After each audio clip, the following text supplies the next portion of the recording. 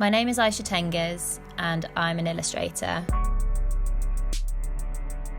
I take a lot of inspiration from my surroundings. I love the everyday chaos that surrounds me in London. I love detail, colour, and I find it almost impossible to draw anything without adding some sort of character within it. I keep motivated by constantly giving myself things to do. Some months are quieter than others, and when this happens, I like to work on personal projects. This might be putting on a show or making a zine, but giving myself these projects, big or small, gives me something to work towards and keeps my work developing. This year I set myself the task of creating a picture book. Picture books and storytelling are elements of illustration that first enticed me, and I wanted to set aside some time to create my own. The story involves an elephant-like character called Phil, who feels the lonely emotions that living in a busy city can bring. He makes friends with a spot on his forehead, and the story explores the joys a day can bring when they're shared with a friend. It was exciting for me to work on an idea that I had for something outside of a brief and challenge myself, as it's so easy to give up on personal projects when you're busy with other things. A big part of being an illustrator is dealing with admin, but I'm super lucky in that I'm a massive loser when it comes to organisation, so it's not really something I struggle with. I usually begin my day by going through emails. I make myself calendars which set out what I need to be doing each day.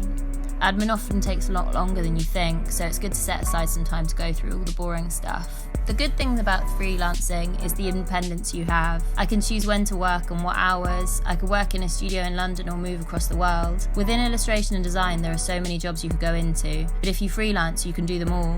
I want to work within my style and get to use my own imagination, and I think freelancing is the best way to do that. The obvious downside to freelancing is the constant fear that you won't get any work and the stress of not having a steady income. Living and working in London is extremely hard, as everything is so expensive.